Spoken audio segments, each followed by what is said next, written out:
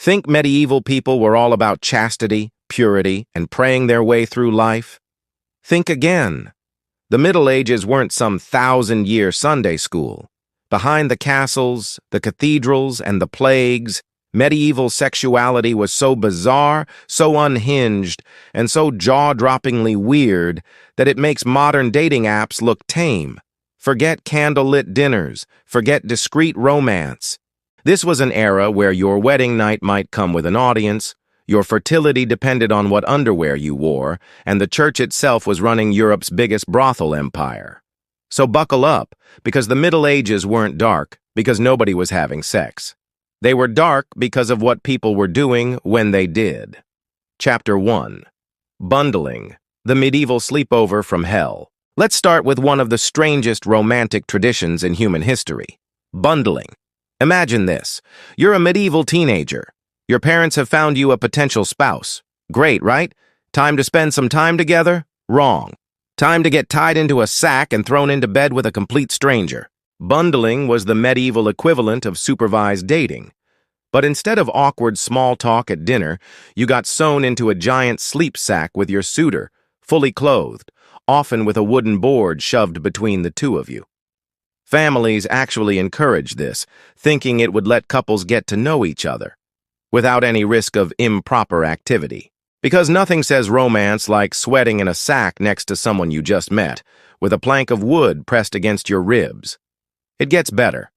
Bundling became so widespread that people manufactured special bundling bags. Yes, there was an actual industry dedicated to making sure horny young couples didn't touch each other, while forcing them to lie in bed together. Medieval parents, in peak logic mode, let's stop them from having sex by putting them in a bed together overnight. Surprise, surprise, pregnancy rates among bundling couples skyrocketed. Turns out, if you wrap two hormonal young people in fabric and leave them in the dark all night, nature finds a way. Records show rural priests complaining constantly about bundling leading to fornication, but the practice never really stopped. It's basically the medieval version of banning kids from social media, technically possible, but good luck enforcing it. Chapter 2.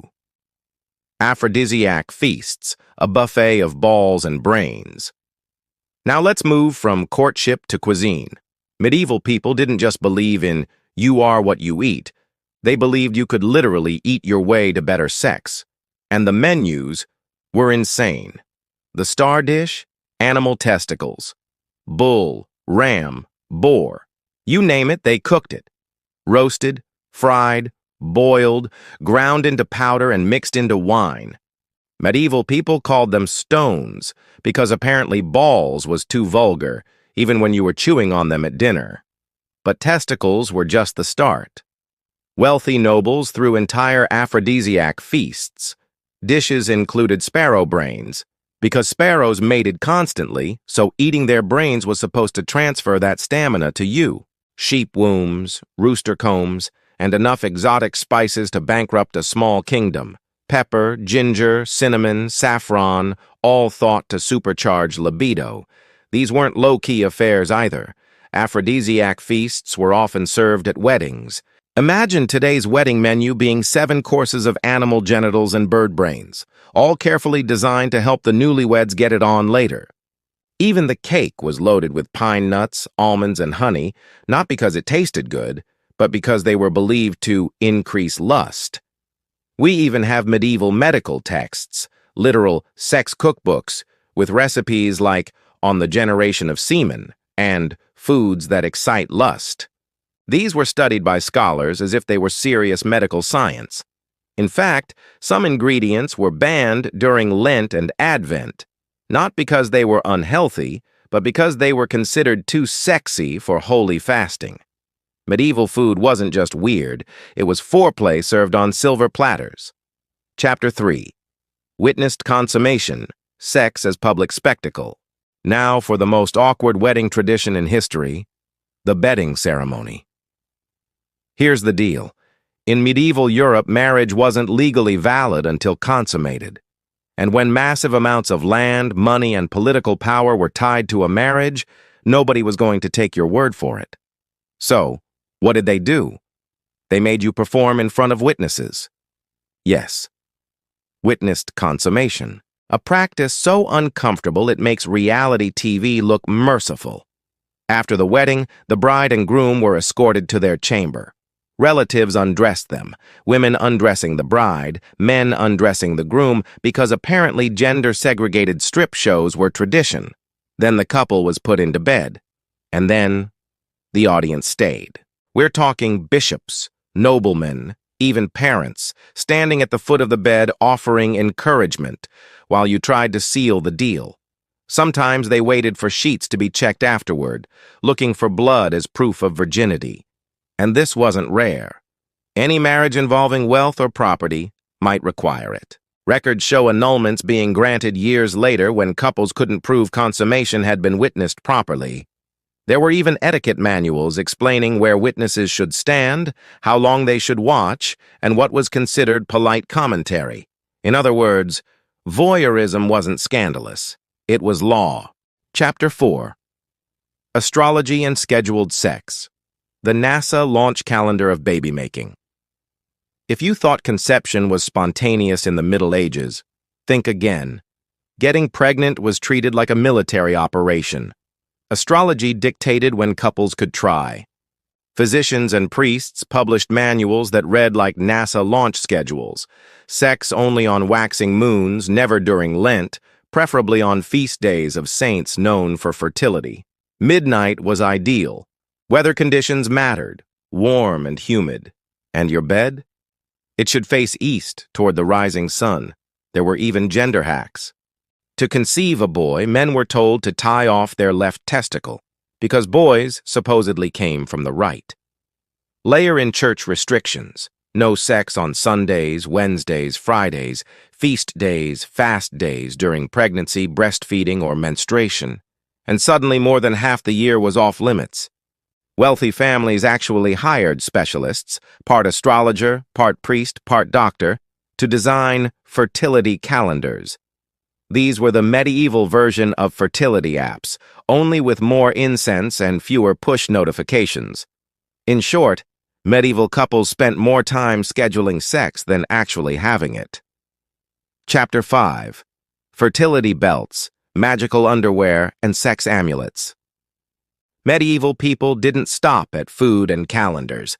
They turned their underwear into religious artifacts. Enter the girdle of Venus, fertility belts made of silk or linen, inscribed with prayers or magical symbols, worn around the waist to boost conception. Some women inserted crystals, emeralds for boys, sapphires for girls, diamonds for twins, into their undergarments during sex. Men wore rings, amulets with animal parts, usually testicles because of course, and even specially blessed loincloths. Priests made money blessing these items, turning sex accessories into a literal church subscription service. Surviving texts explain how to wear them, what prayers to say, and troubleshooting steps if they stopped working. Wealthy nobles wore versions made of gold and silk, while peasants made DIY versions from wool and string. Medieval people basically invented magical lingerie, and some refused to have sex without it. Chapter 6. Impotence Trials, Court-Mandated Sex Tests. Think modern divorce is messy? Try proving your husband is impotent in a medieval court. Impotence trials were one of the only ways a woman could escape marriage. But to win, she had to prove, legally, that her husband couldn't perform, which meant public examinations, sworn testimony about bedroom failures, and sometimes the dreaded trial by Congress. Yes, that was the official term for court-ordered sex. Couples were forced to have intercourse under supervision, judges, doctors, and priests watching through peepholes or behind curtains. If the man failed to perform, the marriage could be annulled. Some trials dragged on for years, with couples ordered to repeat the act multiple times to remove all doubt. Men smuggled aphrodisiacs in, only to be strip-searched. Women were interrogated about their own responses. Everyone involved became a public laughingstock. Some men accepted annulment immediately rather than face the humiliation of court-mandated sex tests. It was brutal, degrading, and very, very medieval. Chapter 7.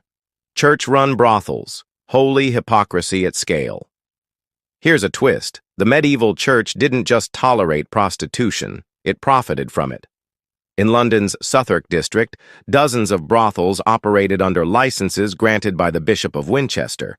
Prostitutes were known as Winchester geese.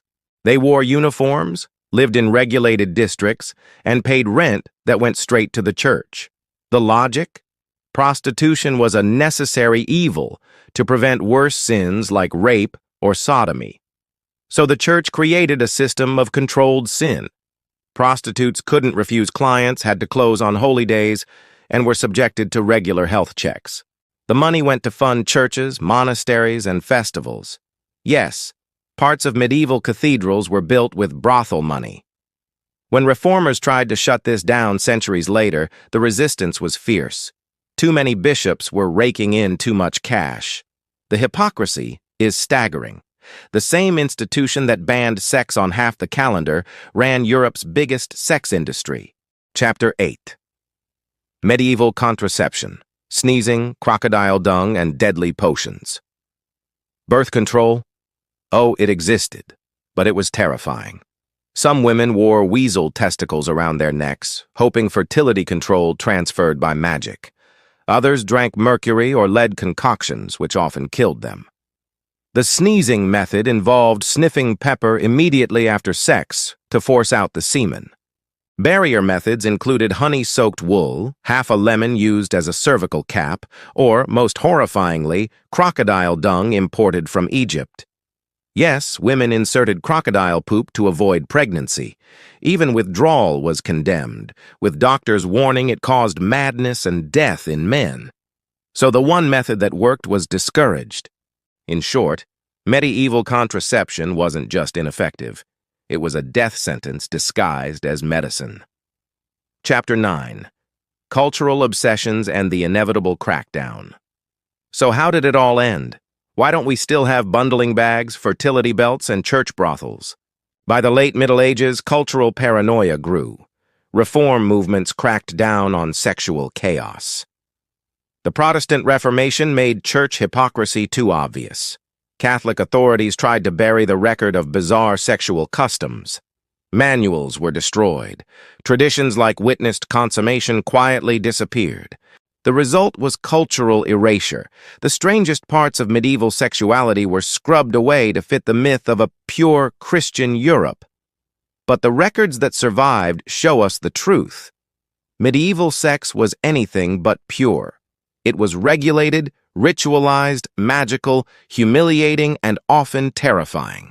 So the next time you imagine medieval peasants praying in silence, remember this. Many were bundling in sacks, eating testicles at weddings, or consulting priests about magical underwear. The Middle Ages weren't dark because people avoided sex. They were dark because of the bizarre, disturbing ways they obsessed over it. If you want more history like this, history too strange for school textbooks, make sure you subscribe, hit the bell, and join us as we uncover the forgotten, the forbidden, and the downright insane corners of the past. Because here, truth is always stranger than fiction.